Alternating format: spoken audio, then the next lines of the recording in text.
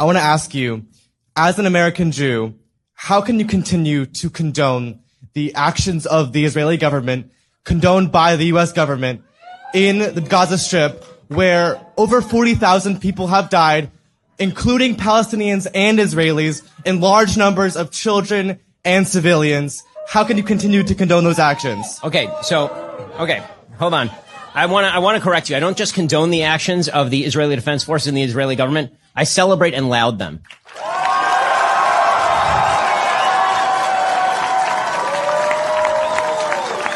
I'm not morally apathetic about what's happening.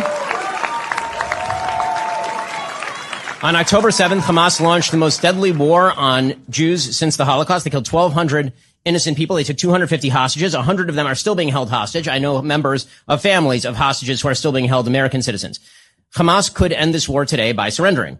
They've chosen not to surrender. Instead, they spent billions of dollars building terror tunnels below civilian areas. It is not incumbent on the Israeli government to surrender just because terrorists are evil enough to hide behind civilians. The Israeli government has gone through such extraordinary efforts not to kill civilians that it has managed the best civilian to terrorist kill ratio in the history of urban warfare, and it is not close.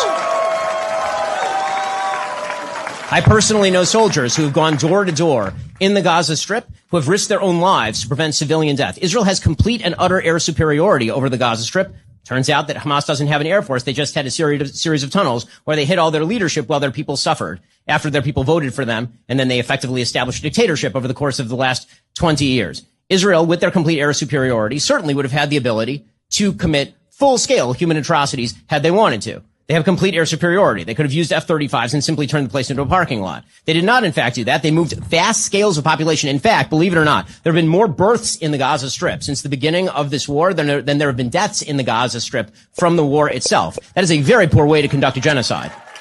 Israel is being more meticulous in the conduct of this war than any army in human history, and certainly than the United States Army in its vast role in the history of urban combat. That is uncontested. What is Israel supposed to do? Simply say that you get to play tag, you take Israeli citizens, you kill 1,200 people, you hide behind a baby, you hide behind a civilian, and now Israel has to preemptively surrender? That is a great way to make sure that terrorists always win. What Israel has done ought to be celebrated by the Western world, because they've demonstrated that if terrorists decide to launch a war they cannot win, they will be eviscerated from the face of the earth, as they ought to be.